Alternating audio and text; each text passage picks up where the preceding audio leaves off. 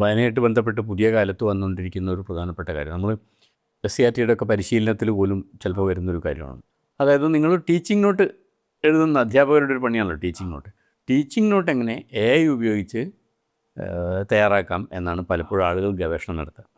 അപ്പോൾ teaching not എന്ന് പറയുന്നത് നമ്മൾ നാളെ ക്ലാസ്സിൽ പോയിട്ട് കുട്ടികളുടെ മുമ്പിൽ എങ്ങനെ ഇടപെടണം, നിങ്ങൾക്ക് പഠിപ്പിക്കാനുള്ള ഒരു ലെസൺ എങ്ങനെ കൺവേ ചെയ്യണം എന്നുള്ളതിനെക്കുറിച്ച് നമ്മൾ സ്വയം ആലോചിച്ചുണ്ടാക്കുന്നതാണ്.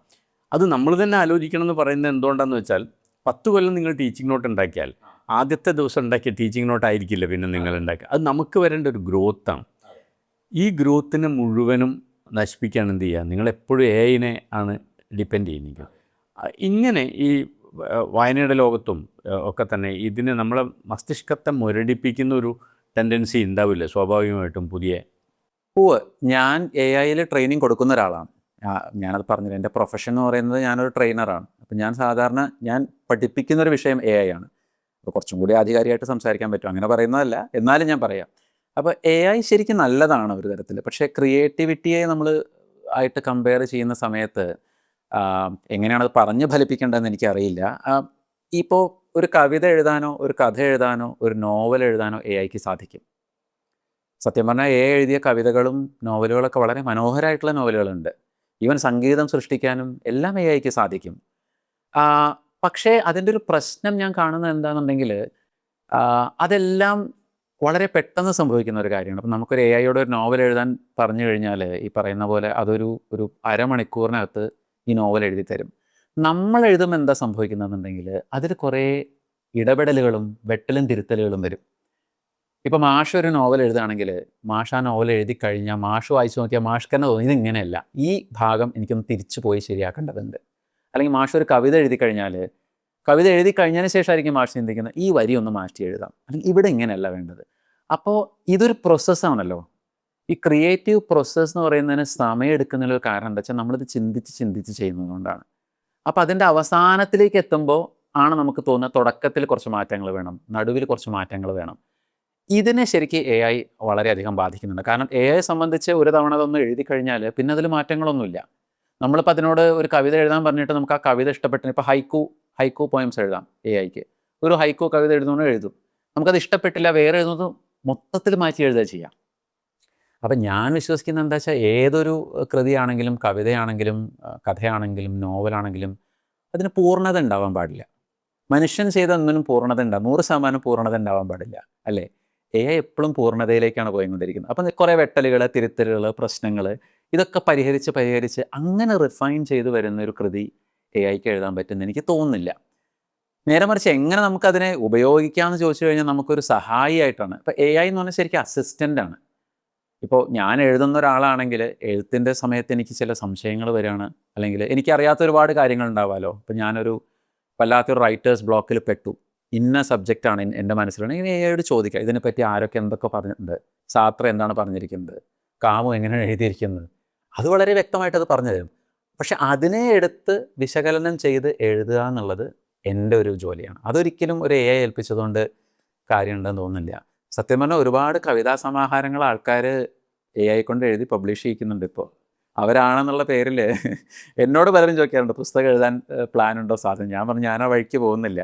ഒന്നാമത് എനിക്ക് എഴുതാൻ പറ്റുന്ന ഒരാളല്ല, കുറച്ച് സംസാരിക്കാൻ അറിയാമെന്ന് മാത്രമേ ഉള്ളൂ. പിന്നെ ഇന്നിപ്പോൾ എല്ലാവരും എഴുതുന്നുണ്ട്, അതിൻ്റെ കൂട്ടത്തിൽ നമ്മളും കൂടി എഴുതേണ്ട കാര്യമില്ല. ഇത്രയും കാലം മനുഷ്യൻ ആർജിച്ച ഒരു ജ്ഞാനം ഉണ്ടല്ലോ, ആ ജ്ഞാനം വെച്ചായിരിക്കുമല്ലോ നമ്മൾ AIക്ക് ഫീഡ് ചെയ്യാം, അല്ലേ? അത് വീണ്ടും നമ്മൾ റീയൂസ് ചെയ്യുന്നു, AI തന്നെ റീയൂസ് ചെയ്യുന്നു. മനുഷ്യൻ്റെ ഈ മസ്തിഷ്കത്തിൻ്റെ ഡെവലപ്മെൻറ്റ് നമ്മൾ യൂസ് ചെയ്യുന്നില്ലെങ്കിൽ AIക്ക് സ്വയം ഡെവലപ്പ് ചെയ്യാൻ പറ്റുമോ? ഇത് വലിയൊരു പ്രശ്നമാണ്. അപ്പോൾ ഞങ്ങളൊക്കെ നേരിടുന്ന ഒരു പ്രശ്നമാണ്. ഇപ്പം ഞാനിത് യൂസ് ചെയ്യുന്ന ഒരാളാണല്ലോ. സത്യമായിട്ട് പറയുകയാണ്, ഇന്നിപ്പോൾ ഒരാൾക്കൊരു ഇമെയിൽ അയക്കണമെങ്കിൽ ഞാൻ AIയോട് എഴുതിക്കുകയാണ് ചെയ്യുക. എനിക്ക് എഴുതാനുള്ള കോൺഫിഡൻസ് കുറഞ്ഞു.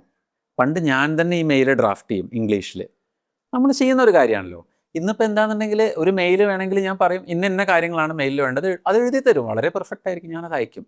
അപ്പം നമ്മുടെ ബ്രെയിൻ യൂസ് ചെയ്യുന്നത് വളരെ കുറയുന്നുണ്ട് എന്ത് കാര്യത്തിനാണെന്നുണ്ടെങ്കിലും. AI വന്നതോടുള്ള വലിയൊരു പ്രശ്നം അതാണ്. ഒരു ചെറിയ മെയിൽ അയക്കുന്നത് മുതൽ എന്ത് കാര്യത്തിനാണെങ്കിലും നമ്മൾ ആദ്യം AIയോട് ചോദിക്കും. ഇപ്പോൾ ഒരു സ്ഥലത്തേക്ക് പോവുകയാണെങ്കിലും പണ്ട് നമ്മൾ 4 ആളോട് ചോദിച്ചിട്ടോ അല്ലെങ്കിൽ ഒരു അഭിപ്രായം, ഇന്നിപ്പോൾ ഇത് ചോദിച്ചു കഴിഞ്ഞ് കിട്ടിക്കഴിഞ്ഞാൽ നമ്മൾ ഹാപ്പിയാണ്. അപ്പം ഭാവിയിൽ ഞാൻ കാണുന്നൊരു പ്രശ്നം എന്ന് പറയുന്നത് നമ്മുടെ മസ്തിഷ്കം ഉപയോഗിക്കാതെ ആവുന്നിടത്തോളം കാലം നമ്മുടെ കപ്പാസിറ്റി കുറഞ്ഞ് വരും. അത് വലിയൊരു പ്രശ്നമാണ്. നമ്മൾ മടിയന്മാരായി പോകും. എ ഐ മറ്റേ സൈഡിൽ എന്താ വെച്ചാൽ അത് കുറച്ചും കൂടി ശക്തി പ്രാപിക്കും. ഇപ്പം നമ്മളൊക്കെ ഇപ്പോൾ ഏറ്റവും പുതുതായിട്ട് ആന്ത്രോപിക് എന്ന് പറയുന്ന കമ്പനിയുടെയൊക്കെയാണ്, ക്ലോഡൊക്കെയാണ് പുതുതായിട്ടുള്ളത്. അതൊക്കെ നമ്മൾ വിചാരിക്കുന്നതിനേക്കാളും കഴിവുള്ള മോഡലുകളാണ് ഇവരൊക്കെ ഡെവലപ്പ് ചെയ്തിരിക്കുന്നത്. അത് ചെയ്യുന്ന കാര്യങ്ങൾ കേട്ടാൽ നമ്മൾ അത്ഭുതപ്പെട്ടു പോകും. മനുഷ്യരെ വരെ നിയന്ത്രിക്കാൻ ഒരു ഒരു ഒരു ഒരു കാലത്ത് പറ്റുന്ന രീതിയിലാണ് അത് ചിന്തിക്കുന്നത്. ഇപ്പോൾ അടുത്തൊരു ന്യൂസ് ഉണ്ടായിരുന്നു. ഈ AI ഏജൻസ് എന്ന് പറയും നമ്മൾ, ഇത് ചെയ്യുന്ന ഏജൻസാണ്. അവരെല്ലാവരും കൂടി ഒരു വെബ്സൈറ്റ് തുടങ്ങി, ഒരു പോർട്ടൽ, ഒരു 10,000-4,000 ഏജൻസ് കൂടിയിട്ട്. അതിലവർ സംവദിക്കാൻ തുടങ്ങി. ഏജൻസ് മാത്രം. അതിൽ നമുക്ക് പ്രവേശനമുണ്ട്, നമുക്ക് ഇടപെടാൻ പറ്റില്ല. അതായത് നമ്മളിപ്പോൾ ഒരു ഫേസ്ബുക്ക് കൂട്ടായ്മ എന്ന് പറയുമ്പോൾ നമ്മൾ സംസാരിക്കുന്ന പോലെ ഈ AI ഏജൻസ് എല്ലാവരും കൂടി വന്ന് അവർ ആക്റ്റീവ് ഡിസ്കഷനാണ്. ഇതെന്താ അങ്ങനെ, അതെന്താ ഇങ്ങനെ, നിൻ്റെ ആൾ ഇങ്ങനെ പറഞ്ഞു, അങ്ങനെ പറഞ്ഞോ. അപ്പോൾ അതൊക്കെ വളരെ ഭീകരമായിട്ടുള്ളൊരു കാര്യമാണ്. പക്ഷേ ആൾക്കാർ ഇതിനൊന്നും ആ സെൻസിലല്ല കാണുന്നത്.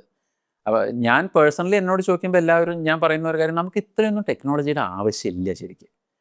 നമുക്ക് ജീവിക്കാനുള്ള കാര്യങ്ങളും അതുപോലെ അത്യാവശ്യം പെരുമാറാനുള്ള ചുറ്റുപാടും ഉണ്ടെന്നുണ്ടെങ്കിൽ നമ്മൾ ഈ ടെക്നോളജി വളർന്ന് എങ്ങോട്ടാണ് ഇത് പോകുന്നതെന്ന് ചോദിക്കുമ്പോൾ, ഞാനിത് പഠിപ്പിക്കുന്ന ഒരാളാണ്, ഞാനിത് പറയാൻ പാടില്ല, പക്ഷേ എന്നെ പഠിപ്പിക്കുന്നതുകൊണ്ട് ഞാൻ പറയുന്ന കാര്യമാണ്, ഇത്രയൊക്കെ ഒരു ആവശ്യമുണ്ടോ എന്ന് വെച്ച് കഴിഞ്ഞാൽ എനിക്കില്ല എന്നാണ് പേഴ്സണലായിട്ട് തോന്നുന്നത് സത്യം പറഞ്ഞാൽ.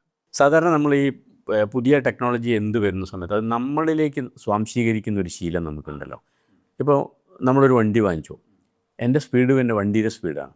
അങ്ങനെ എല്ലാ ഡിവൈസസും നമ്മുടെ കപ്പാസിറ്റിയുടെ എക്സ്റ്റൻഷനായിട്ട് വരുന്നത്. അങ്ങനെ ആണെങ്കിൽ ഈ AI ബ്രെയിൻ്റെ അല്ലെങ്കിൽ അതിൻ്റെ ഒരു ഇൻ്റലിജൻസിൻ്റെ ഒരു എക്സ്റ്റൻഷൻ ഉണ്ടല്ലോ, അത് മനുഷ്യൻ്റെ തന്നെ എക്സ്റ്റൻഷനായിട്ട് സ്വീകരിക്കുമായിരിക്കും. സ്വീകരിച്ചു കഴിഞ്ഞാലുള്ള ബുദ്ധിമുട്ടുകളും രണ്ടുമുണ്ട്. ഇപ്പോൾ അതാണ് ഞാൻ പറഞ്ഞത്.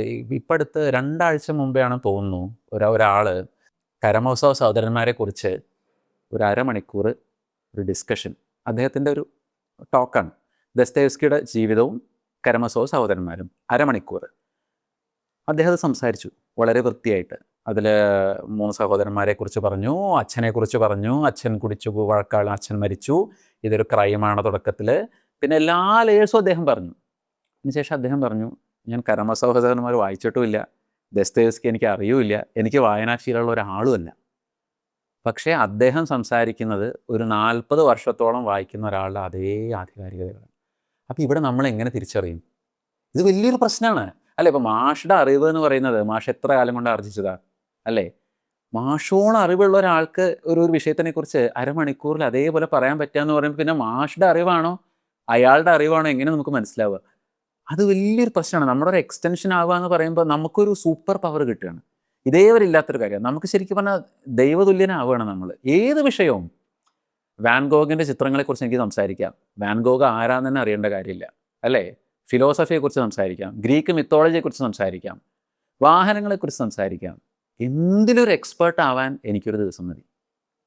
അപ്പം അത് നമ്മൾ ഭയപ്പെടേണ്ട ഒരു ചേഞ്ച് ആണെന്നാണ് എനിക്ക് തോന്നുന്നത്. ഇന്ന് പലരും അങ്ങനെയാണ്. പലരും ചർച്ചകൾക്ക് പോകുമ്പോഴും ഈ പറയുന്ന, ഞാൻ അങ്ങനെ ചെയ്തിട്ടില്ല. എൻ്റെ സംസാരം കേട്ടാൽ തന്നെ അറിയാം. എനിക്ക് വേണമെങ്കിൽ ഇപ്പോൾ ഇന്നിപ്പോൾ ഇവിടെ കുറച്ച് പഠിച്ച് കുറച്ച് നോട്ട്സൊക്കെ ഉണ്ടാക്കി വരാം, ഞാൻ അങ്ങനെ ചെയ്തിട്ടില്ല. പക്ഷെ പലരും പോകുന്നത് ഈ പറയുന്ന പോലെ ഇതിന്ന് ഇൻപുട്സ് എടുത്തുകൊണ്ട് പഠിച്ച് ഇതിലെ വാചകങ്ങളും ഒക്കെ മനസ്സിലാക്കിക്കൊണ്ടാണ് പോകുന്നത്. അപ്പോൾ അത് വലിയൊരു ഭീഷണിയായിട്ടാണ് ഞാൻ കാണുന്നത്. അപ്പോൾ ഈ ചോദ്യം ഏതാണ്? അപ്പോൾ മാഷോട് എനിക്ക് ചോദ്യം ചോദിക്കാനുള്ളൊരു ചോദ്യമാണ്, ഇങ്ങനെയുള്ള ഒരാളെയും മാഷയും തമ്മിൽ കമ്പയർ ചെയ്യുന്ന സമയത്ത് വായിക്കാത്ത ഒരാൾ, അദ്ദേഹം ഈ AI സഹായത്തോടു കൂടി അദ്ദേഹം ഒരു പുസ്തകത്തിനെ അല്ലെങ്കിൽ ഒരു ഓഥറെ പഠിച്ച് അതിലൊരു അവഗാഹം നേടി വന്ന് മാഷിനോട് സംസാരിക്കുകയാണ്. മാഷ് എന്ന ഇതേ ആളെ വർഷങ്ങളോളം വായിച്ച് പഠിച്ച് വന്ന ഒരാളാണ്. അപ്പം അങ്ങനെ ഒരാളെ കമ്പയർ ചെയ്യുമ്പോൾ എന്തായിരിക്കും ഒരു വ്യത്യാസം മാഷിന് തോന്നുന്നത്? KP ശങ്കരൻ മാഷ് അറിയേണ്ടാവല്ലോ. KP ശങ്കരൻ മാഷെ. ശങ്കരൻ മാഷ പോലെയുള്ള തലമുറയിലെ ആൾക്കാർ ഡിക്ഷണറി, അമരകോശം എന്ന് പറയുന്ന ഡിക്ഷണറി കാണാണ്ട് പഠിക്കുന്ന ആളാണ്. അപ്പോൾ മാഷെടുത്ത് നമ്മളൊരു വാക്ക് ചോദിച്ചാൽ, മാഷെ ശങ്കരൻ എന്നുള്ള വാക്കിൻ്റെ അർത്ഥം എന്താ? ശങ്കരോ ഇത് ശങ്കര, അങ്ങനെയാണ് എനിക്ക് നിർവചനം. അമരകോശം പറഞ്ഞ് അതേപടി കാണാണ്ട് പഠിച്ചിരിക്കും. അപ്പോൾ പിന്നെ വേറൊരാൾ അമരകോശം കാണാണ്ടി ഒന്നും പഠിക്കുന്നില്ല, അയാളുടെ കയ്യിൽ മൊബൈലിൽ അമരകോശം അപ്പോൾ കിട്ടും, അയാൾക്കിത് പറയാൻ പറ്റും. ഇതിൽ ആരാണ് കേമൻ എന്ന് ചോദിച്ചാൽ ഞാൻ പറയും രണ്ടാമത്തെ ആളാണെന്നാണ്. മറ്റേ ആൾ എന്തിനത് പഠിച്ചു വെക്കുന്നത് എന്ന് വെച്ചാൽ, ഞാൻ എൻ്റെ ജീവിതകാലം മുഴുവൻ കഷ്ടപ്പെട്ട് പുസ്തകം വായിച്ചുണ്ടാക്കിയ ഒരു ജ്ഞാനം. പക്ഷെ അപ്പോൾ അതിനൊരു വിലയില്ലല്ലോ മാഷിൻ്റെ ജ്ഞാനത്തിന്. അങ്ങനെയല്ലല്ലോ വേണ്ടത്. പല കാര്യങ്ങളും വിലയുണ്ടാവുന്നത് എന്താ വെച്ചാൽ നിവൃത്തികേട് കൊണ്ടാണ്. നമ്മൾ അന്ന് അത് ചെയ്യുന്നത് എന്തുകൊണ്ടാണ്? വേറെ ഡിവൈസ് ഇല്ല, വേറെ വഴി ഇല്ലാത്തതുകൊണ്ടാണ് അമരകോശം കാണാണ്ട് പിടിച്ചത്. വേദങ്ങൾ മുഴുവൻ കാണാണ്ട് പിടിച്ചു. മഹാഭാരതത്തിൽ 1,00,000-ലേറെ ശ്ലോകങ്ങൾ ആൾക്കാർ കാണാണ്ട് പിടിച്ചു. രാമായണം കാണാണ്ട് പിടിച്ചു. അങ്ങനെ കാണാണ്ട് പഠിച്ചവർക്ക് അവർക്ക് എന്താ ആകെ ചെയ്യാൻ പറ്റും. EMS പറയുന്നവർ കുറേ കാര്യങ്ങൾ ഓർമ്മയിൽ സൂക്ഷിക്കാൻ പറ്റും എന്നുള്ളതിൽ കവിഞ്ഞിട്ട് പ്രത്യേകിച്ച് വേറെ കാര്യമൊന്നുമില്ല.